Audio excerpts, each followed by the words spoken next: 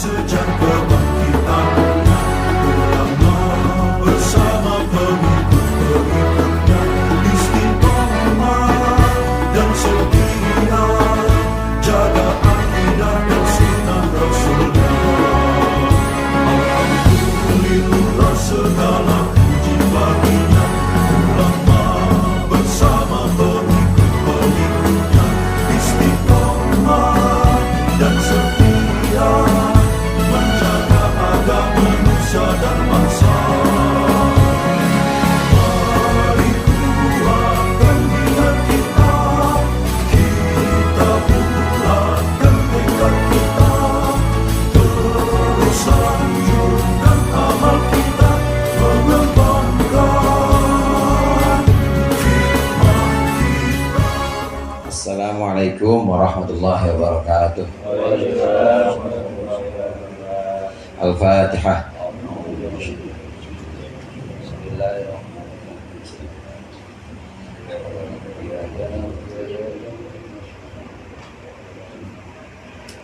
Alhamdulillah, alhamdulillahi dzul jalali wa ikram ala ma akmalahu min dinil Islam. Allahumma salli wa sallim ala nabiyyil huda war rahmah al-mab'uthi bil kitabi wal hikmah khatamin nabiyyin wa imamil mursyidin sayyidina Muhammadin wa ala alihi wa sahbihi atba'ihi ajma'in, amma ba'd. Fa inna ahsanal hadithi kitabullah wa khairul hadi hadi Muhammadin rasulillah sallallahu alaihi wasallam wa syarrul umuri muhdatsatuha wa kullu muhdatsatin bid'ah wa kullu bid'atin dhalalah wa kullu dhalalatin finnar. Segenap jamaah al-halaqatul munfarijah yang dirahmati oleh Allah, sebelum kita zikir, bersama-sama kita lanjutkan pengajian kitab Mau'izatul Mu'minin, masih membicarakan tentang adabnya makan. Rasulullah SAW itu tidak pernah makan sendirian. Ini yang perlu jadi catatan kita. Jadi sering-sering kita ngajak orang. Rasulullah paling sering mengajak orang, meskipun itu hanya keluarga saja. Semakin banyak orang yang kita ajak, semakin banyak tangan yang mengambil makanan yang sama-sama di hidangan kita, maka semakin berkah itu makannya di rumah kita. Ini diantara sunnah-sunnah Rasulullah, diantara kebiasaan-kebiasaan Rasulullah. Lalu muncul ada masail atau ada masalah-masalah yang kemarin sempat kita bahas. Bagaimana kalau kita tidak mengikuti apa yang diajarkan Rasulullah? Rasulullah makannya lesehan, saudara. Nah, kita pakai meja makan, nggak apa-apa. Itu bukan suatu bid'ah yang madmumah, bukan suatu hal baru yang sifatnya tercela. Bid'ah itu sesuatu yang tercela, yang memang dikatakan sesat, dan yang sesat itu neraka kalau menentang sunnah atau menentang ajaran yang memang sudah ditetapkan oleh Nabi, atau dia tidak menentang ajaran tapi justru menghilangkan ajaran yang sudah tetap dari Nabi. Kalau tidak menentang, ya namanya bukan bid'ah yang buruk. Tidak menentang ajaran Nabi bukan bid'ah yang buruk, tapi bid'ah yang baik. Karena bid'ah ada yang baik, ada yang buruk juga. Termasuk diantaranya makan, pakai meja makan. Kemudian juga ngangkat piring. Ini juga termasuk satu bid'ah yang tidak terlarang, nggak apa-apa yang seperti itu. Yang terlarang itu yang memang sudah ajarannya tetap dari Rasulullah, kemudian ditentang. Udah jelas-jelas ditetapkan oleh Rasulullah bahwa sholat itu ya 5 waktu, sholat maghrib, isya dan lain sebagainya, rokaatnya sudah ditentukan. Nah, kemudian ditambahkan rokaatnya, bisa jadi 5 misalnya. Subuh ya biar banyakan, namanya pagi-pagi, biar ada pemanasannya, gerakan 7 dah. Nah, ini yang bid'ah.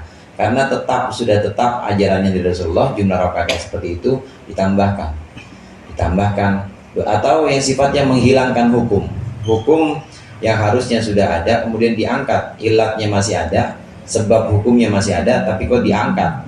Karena ada hukum yang memang berubah karena ilatnya itu berubah, tapi ini ilat atau sebab hukumnya masih ada, tapi kok diangkat. Zina misalnya, udah jelas dinas yang namanya zina itu haram. Nah, kemudian hilangkan ajarannya bahwa zina itu nggak apa-apa asal ada tukerannya misalnya, asal ada bayarannya. Nah, ini namanya mengangkat hukum atau menghilangkan hukum yang sudah jelas. Ini yang namanya bid'ah nih. Nah, kalau timbang pakai piring kemudian diangkat, pakai meja makan, itu bukan bid'ah yang buruk, nggak apa-apa.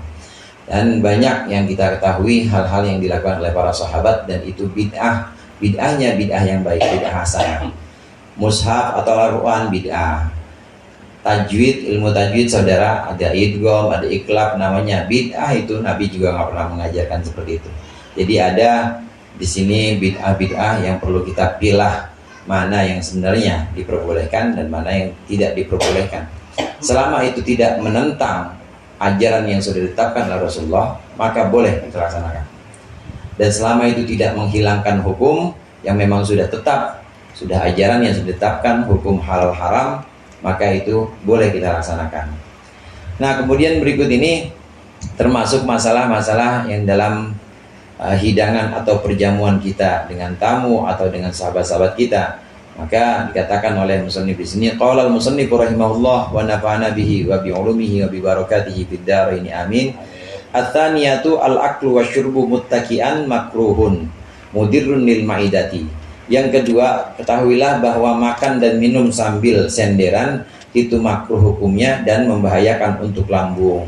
Wa mithluhu al-aklu muttaji'an, dan juga semisal makan dan minum secara senderan itu makan dalam keadaan tidur miring, au muntabihan, dan makan tengkurap. Ada yang makan tengkurap ya, kayak buaya darat.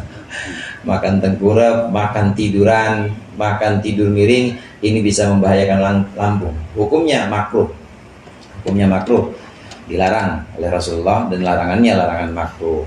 At-tsalitsatu yang ketiga, as-sunnatu al-bada'atu bit-ta'ami qabla shalah.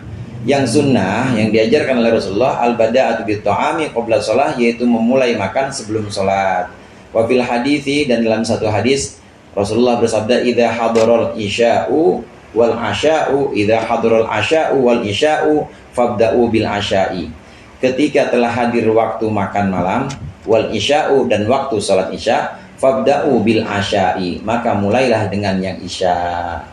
Azan tapi udah disiapin, udah dia siapin makan, udah ada semuanya, pecel lele, udah ada tempenya, lalapnya, semua lengkap. Yang sholatnya ntar dulu, makan dulu. Idza hadaral asya'u wal isya'u fabda'u bil asya'i. Kalau isya, waktu isya nih, waktu sholat datang dan juga waktu makan malam datang, maka dahulukanlah makan malam.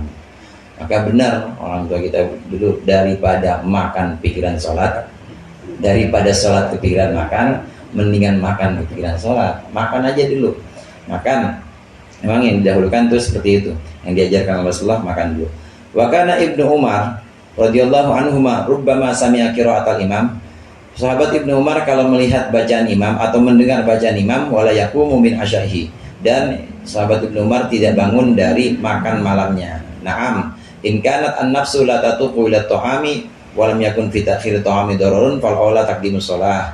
Apabila nafs di sini maksudnya jiwa, apabila keinginan hati itu la tatuqu ila ta'ami, memang tidak ingin atau tidak pengen makan, wa lam yakun fi ta'khir ta'ami dararun, dan kalau makannya itu diakhirkan tidak ada bahaya, fal aula taqdimus shalah, maka yang lebih utama mendahulukan sholat. Ada beberapa catatan memang di sini. Kita mendahulukan makan dibanding sholat. Catatannya yang penting, waktu sholatnya masih lapang.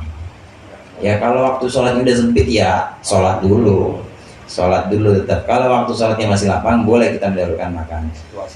Lihat situasinya, sikonnya bagaimana. Nah, kemudian di sini juga menjadi catatan, kalau hati kita kira-kira nggak bisa tenang kecuali makanlah. Tapi kalau hati kita bisa tenang, dan kalau makannya entar lagi, makannya diundur, itu nggak membahayakan buat kesehatan kita, maka baik sholat dulu. Itu catatannya seperti itu. Jadi tidak mutlak, bagaimana kita menimbang-nimbang, bagaimana kita mempertimbangkan mana yang lebih dulu. Andai tidak ada satu yang sifatnya madarat atau membahayakan, dan kita memang belum pengen makan banget, maka boleh kita mendahulukan sholat. Tapi kalau kita pengen makan banget, kalau emang hati kita udah ke meja makan aja, maka dahulukan makan. Nanti setelah itu baru kita sholat. Ini yang diajarkan oleh Rasulullah, tuntunan-tuntunan bagaimana kita menghadapi hidangan, karena memang makanan itu sebuah barokah yang dengannya kita bisa ibadah juga.